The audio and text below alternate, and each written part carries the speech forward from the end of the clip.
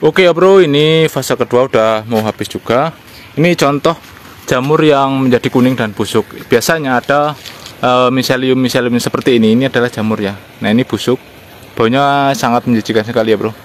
Nah ini adalah jamur yang kuning, ini busuk nih ya. Kalau udah terkena miselium seperti ini, dia akan menjadi busuk atau kuning dan menjadi busuk. Nah seperti ini busuk contohnya. Kita lihat mana yang masih tersisa ya. Oke, nah seperti ini. Dia terpenuhi kayak miselium dari media ini karena medianya terkontaminasi virus. Dan rintisannya nanti bisa mati kuning seperti ini. Ini fase kedua ya bro. Dan udah habis juga. Dan ini tidak bagus ya di jamur. Kalau misalkan dipetik dan dikonsumsi itu pahit. Oke, kita lihat lagi ya kan. Nah seperti ini contohnya yang masih tersisa. Ini adalah yang busuk nih. Ini busuk ya.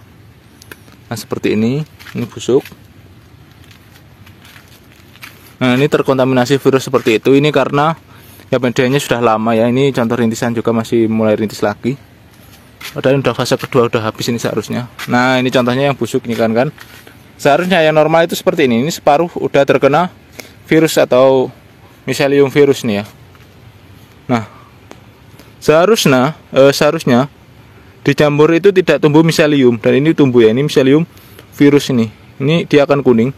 Kalau kalian lap seperti ini, nih dia teksturnya kuning ya bro. Di dalamnya itu udah kuning nih. Pokoknya dia udah busuk lah yang jelas. Ini tidak layak dikonsumsi ya. Oke ya teman-teman, pada video kali ini aku mau menjelaskan ke kalian apa penyebab dari jamur itu kuning atau bahkan leles setelah fase pertama habis. Dan itu biasanya jamur kuning ini terjadi pada fase kedua. Jadi ada beberapa faktor penyebab jamur itu menjadi kuning ya. Ini pengalaman dari aku sendiri. Penyebab utama dari jamur itu kuning bahkan leles atau kuning ya. Yang jelas jamur itu menjadi busuk ya. Jadi yang faktor pertama yang mempengaruhi jamur itu kuning atau busuk yaitu faktor medianya itu ya. Jadi media yang fase kedua itu biasanya media udah terlalu busuk dan sudah tidak layak untuk ditumbuhi jamur merang, atau bahkan misalkan tumbuh, jamur tidak bisa tumbuh dengan bagus atau tidak bisa tumbuh dengan sehat ya. Dan itu terjadi biasanya pembusukan atau biasanya ada virus-virus pada media dan menyebabkan jamur tersebut menjadi kuning. Dan virus tersebut menyebar ke media tersebut menjadi busuk, atau bahkan media busuk menjadi ada virus dan menyebabkan rintisan jamur menjadi mati, lelas, atau bahkan kalau misalkan udah mau besar itu kuning ya. Dan itu tidak bisa dipanen atau dipetik karena itu tidak enak rasanya. Karena rasanya itu jamur yang kuning biasanya itu pahit ya. Jadi itu tidak bisa dikonsumsi ya kawan-kawan. Faktor yang pertama yaitu tadi media, yang kedua yaitu faktor virus tadi. Virus biasanya disebabkan karena media yang sudah terlalu busuk, bisa juga karena ada beberapa hal yang lain, misalkan kumbung yang sudah mengandung banyak virus, kita kurang cara pembersihannya, itu juga bisa mempengaruhi jamur tersebut menjadi kuning ya, atau bahkan leles atau busuk ya.